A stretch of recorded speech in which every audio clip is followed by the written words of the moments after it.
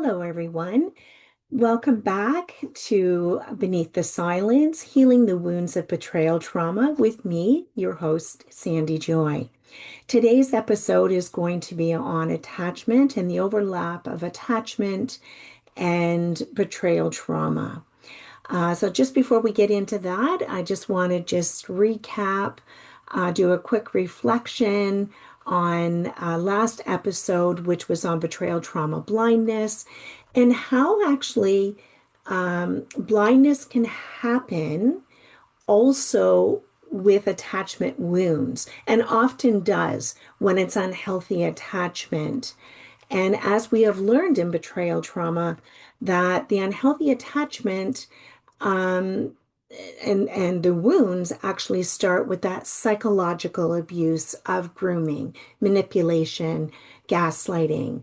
It is a covert control, if you will. And but I'm going to get into that a little bit more in another episode about coercive control and covert control. Um, but for today's episode, it is going to be on attachment. So when we dive into it, it is, trust. It's all about trust, and that is the heartbeat of every relationship.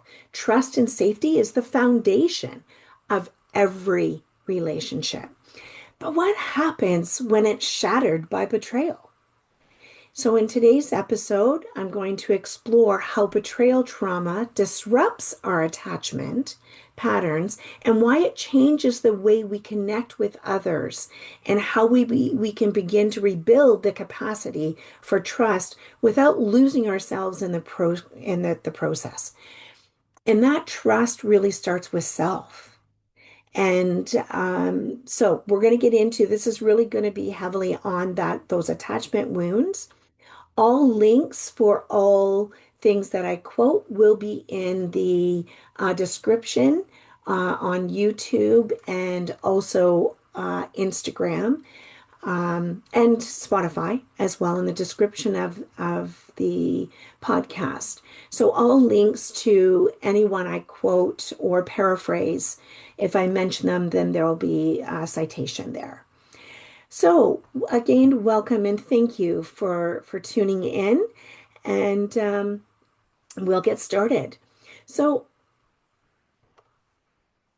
the basics of attachment, we're just going to give a brief overview of what attachment is, our attachment theory.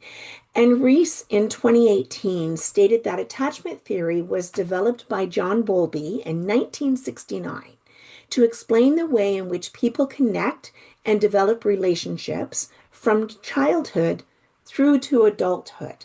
And attachment is instinctive to all of us as human beings, and that attachment is the way to connect. So, the definition of safe attachment, if you will, is really a safe emotional connection. Okay, and that's pretty explanatory in itself.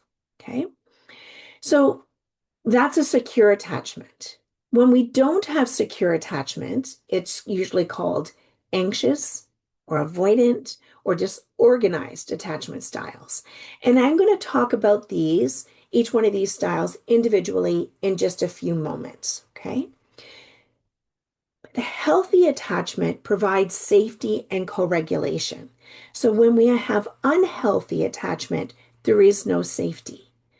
And where there's no safety, there's no trust. Trust and safety go hand in hand. They're interlinked, and it's hard to regulate our emotions when we aren't feeling safe. So, how does betrayal trauma impact attachment?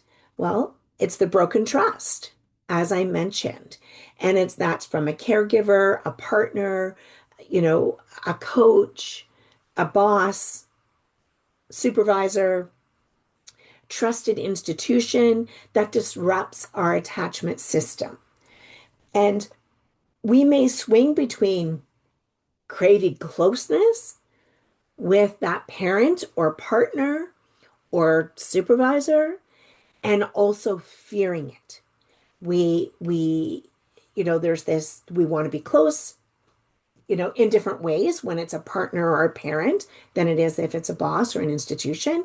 But we want to be connected and we want that closeness, but we fear it at the exact same time. Closeness and fear, or we can swing between one or the other, seeking out one, denying the other. Okay. When fear is prominent, we tend to have our shields up, blocking closeness. Okay. So when we're feeling unsafe and fear is the prominent emotion, then we will have those shields up, blocking that closeness. And what happens then, that leads to hypervigilance, that we're in this state of hypervigilance, so always on, not able to relax, or we withdraw from relationships. We're either waiting for the shoe to drop or the next shoe to drop, or we're withdrawing from the relationship when that fear is prominent. So, childhood betrayal trauma. I'm going to do childhood betrayal trauma, or sorry, an attachment, and then talk about as adults. Okay. So, in the wisdom of trauma, this is a documentary that was put on by Gabor Mate. And he states in this documentary, so I'm going to paraphrase what he has said here, that when a child is abused or neglected and their emotions are not safe, a child disconnects from their emotions and, as such, disconnects from self. And you will see why this is related to attachment. And because a child cannot disconnect from the attachment of a caregiver for risk of dying. Okay, so I'm going to get into that in just a moment. Um, so think about this for a moment, though. When emotions are not safe, a child disconnects from their emotions and thus disconnecting from self. This child then grows into adulthood and remains disconnected from self. So we have to keep in mind on our healing journey, the reconnection with self is paramount. Okay. So if you're working with a therapist or you are a therapist, it's helping a client reconnect with themselves is paramount in their healing, in their developing trust of self, acceptance of self, respect of self, compassion of self. Okay. That's all part of the reconnection. So betrayal trauma theory and attachment, Fried in 2008, says betrayal trauma theory highlights the importance of safe and trustworthy attachment relationships in understanding post-traumatic outcomes. So that's taken into consideration, okay? Then the other is that safe emotional connection. This is Fried and Burrow from 2013, says the attachment system, that again, that we all have, consists of the various processes that collectively ensure babies bond with their caregivers and that caregivers form a loving attachment to their babies. Attachment is reciprocal relationships. Without caregiver attachment, the baby is at risk of dying. So whether that's a baby, a toddler, a young child, an adolescent, if they are abused or neglected, they do not disconnect from the attachment. The attachment may not be healthy and unsafe, but they disconnect from self in order to survive. Because they can't disconnect from that attachment or risk dying. Okay. So children adapt and develop survival-based attachment strategies. So children avoid negative charges, as we talked in betrayal blindness, by focusing on something that does not have any emotional charge. So I'm going to give an example in Burrow's book, Blind to Betrayal. Again, I'm going to put the caveat, if you have not done your healing journey through betrayal trauma, please do not read this book. It will be highly activating for you. Okay. So think of a young boy. Just imagine a young boy who is molested by his father at night, during the night, when he's in bed. Father comes into the bedroom, molests the child. But during the daytime, the father is the primary breadwinner of the family, and he meets the boy's needs very well. Father provides food, clothing, and even positive attention during the day. Okay. The boy needs those things for survival, right? But in a classic betrayal trauma situation, if the boy withdraws from the father, he risks losing the good things he gets and needs for survival. Okay. So the boy has a very good reason to develop betrayal blindness, as we talked about last episode. This means that during the day, he must interact with his family as if everything's okay, which means he must basically believe it is okay. And that he has every reason then to sustain or maintain betrayal trauma blindness. Okay. So now think about this for a moment, this attachment, and when I say negative charge versus neutral charge. Okay. Let's say the boy is eating breakfast and the father walks into the room while while he's eating, and the boy sees the father. A little thought starts to form in the child's brain about the molestation in the child's mind, the boy's mind.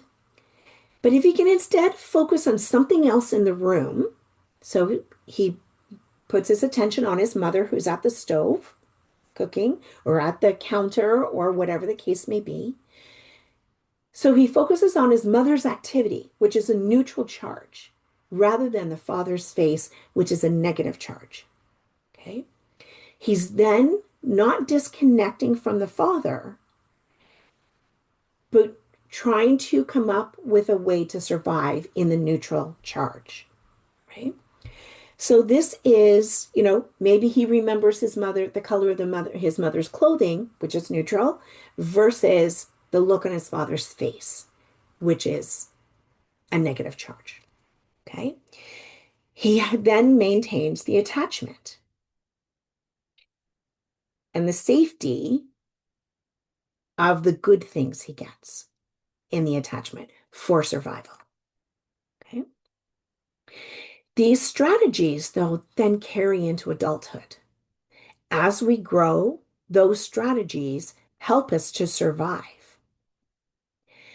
So now we're going to talk about adult betrayal trauma and attachment. So infidelity, addiction, institutional betrayal, cultural betrayal, religious betrayal, when the person or institution, that one relies on for safety and trust, betrays that trust and shatters both the trust and safety, also shatters the attachment. There is attachment wounds now. If that person isn't safe, the one that is the perpetrator of the betrayal, now we question who is safe. And if the institution we rely on betrays us, then no institution feels safe. And the impact is on our self-worth, decreases self-worth. We do not able to have healthy boundaries. We may make requests, but those requests can be denied, and we do nothing about it. And it has an impact on our willingness to be vulnerable. We usually have a shield and are not vulnerable with anyone because it's not safe. So as I mentioned a little bit earlier, I was going to talk about the attachment styles. So as I said, secure attachment. Secure is knowing the parent or person is safe and that there is little to no distress when the parent or person is absent, whether this is for a child or for an adult. Okay. The relationship is built from a foundation of safety, care, compassion, attention, and needs being met. So Um, we've talked about the attachment theory or betrayal trauma theory and attachment and those needing safe and trustworthy to be able to have secure attachment. So what is it then when it's not secure? It's anxious attachment is one component, and this is an insecure attachment style with a deep desire for closeness. There's a fear of abandonment, clinging behaviors, and constant need for reassurance. So even if you're an adult, this anxious attachment is don't leave me, even though the person can be extremely abusive in whether that's psychological, physical, sexual, whatever the case may be. And it's don't leave me, I'll do better, I'll do better. Okay.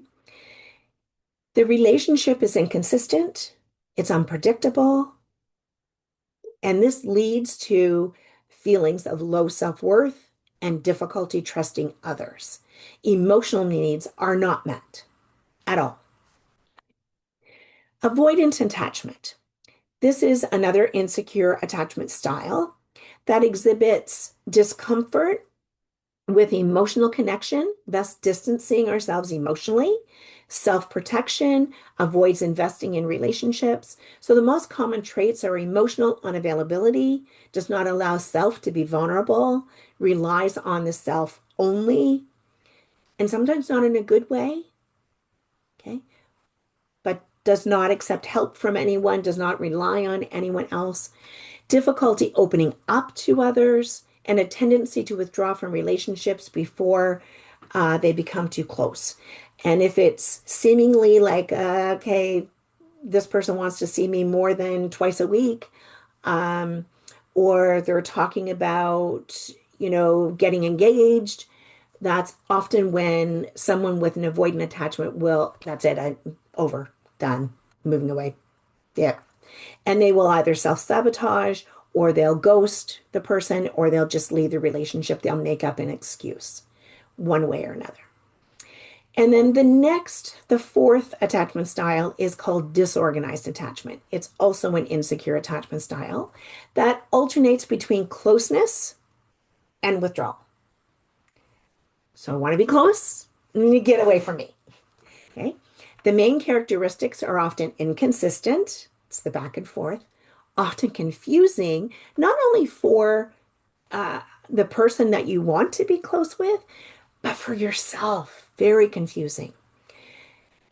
And we have these behaviors that tell two different stories. Want to be close? Oh, yeah, get the hell away. And it can be one day you're this, the next day you're that.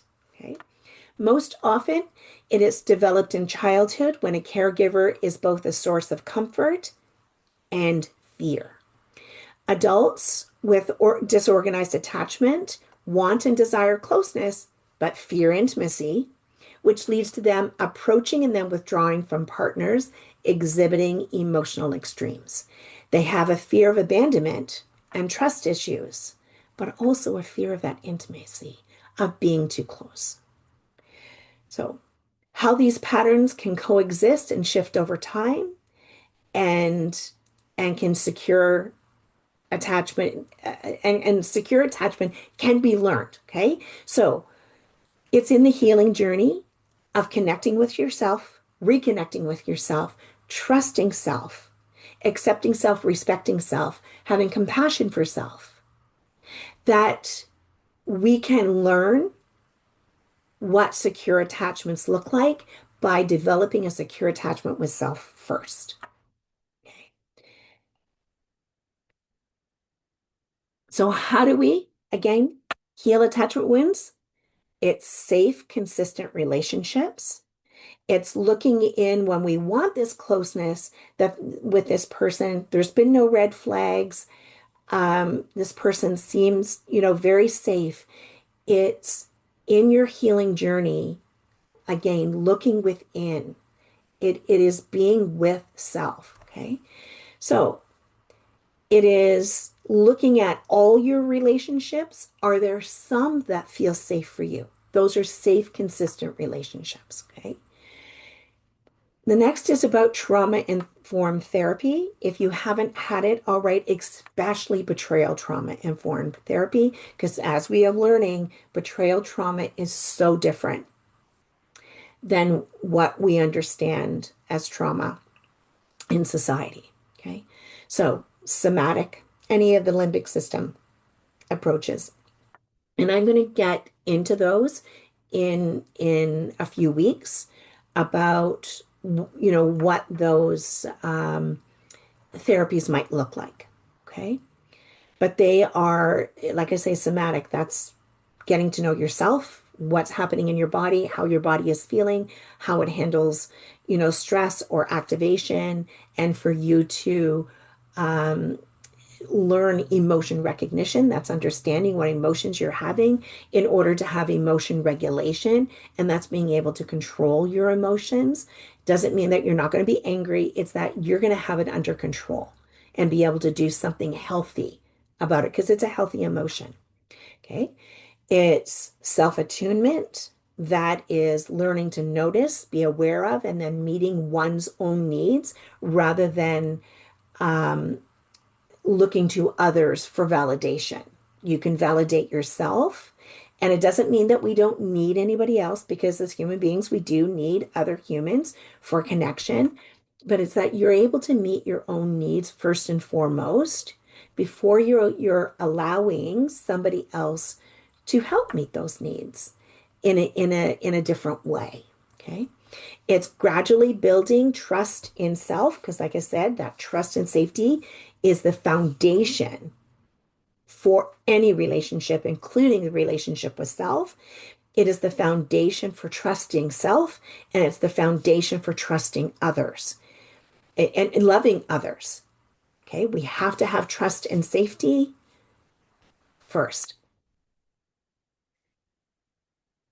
So when I went through my betrayal trauma back in 2016, well, at least when I found out about it, um, I was I didn't know what way was up. I didn't know, I didn't trust anyone. I didn't, including myself. And in my healing journey, that's what I had to do. I had to learn who Sandy was for the first time from my childhood betrayal to when I was betrayed again in date rape at age 18, and my first healing journey. I was in my later 20s in my first healing journey. That's what made me decide to become a therapist. And I always thought I'd be a teacher because I didn't do university until after I had children. And I had to navigate this attachment with myself first and foremost. And I called it giving birth to myself because I had to nurture that little girl inside that I was safe for her. And I would always be safe and trustworthy for her. And then as I continued on my healing journey, I had to be safe for the adult self and trust myself. And I had to learn, I had to find me. I had to learn who I was and what I wanted and what I needed. And I had to learn to trust my instincts again. And like I said, I gave birth to myself through my own therapeutic journey. And it was wonderful. I recommend it to anyone. And we also must learn how to identify our attachment triggers and build healthier patterns. And again, we can't do this on our own. We really can't. Not when betrayal trauma, like especially if you have complex trauma, is at play here. We all think, I'll just let it go. We don't let anything go. We don't leave it behind. We don't get over it. We don't go around it. We have to move through it and we have to learn about ourselves. and develop healthy patterns of what that looks like for us. And it's as unique as we are. Okay. So, three takeaways from today is betrayal trauma can deeply disrupt our attachment patterns, but these patterns are adaptive survival strategies. So know that. And we can develop secure attachments during our healing journey. Okay. Understanding your attachment style can help you approach relationships with more compassion and clarity. And when you are going through your healing journey and you're reconnecting with self, celebrate that. And also know you're going to be able to pick up from other people red flags so fast that you're going, yep, that person's not for me. Okay. If you're looking for a new partner, for example, sometimes it may take a few months, sometimes it may take a year, but you will recognize it and make changes. And then healing attachment wounds start with building safety, first with yourself, then with others. So, our next episode is going to be on family betrayal trauma. I thought that was from the attachment. This would be a great segue. And it's when those meant to protect us cause us harm. Okay? So, I want to thank you. I want to thank you for joining me today on Beneath the Silence, Healing the Wounds of Betrayal Trauma. And remember that healing is possible, even from these deepest wounds and attachment wounds. For more resources and information about my betrayal trauma course, please visit my website at sandrajoy.ca. These podcasts are also on my website. And please subscribe if you can to my YouTube channel, like and share the podcast so that others may learn and find community and understanding about betrayal. And until next time, please take gentle care of yourself. And as always, remember, I see you, I hear you, and I believe you. Until we meet again.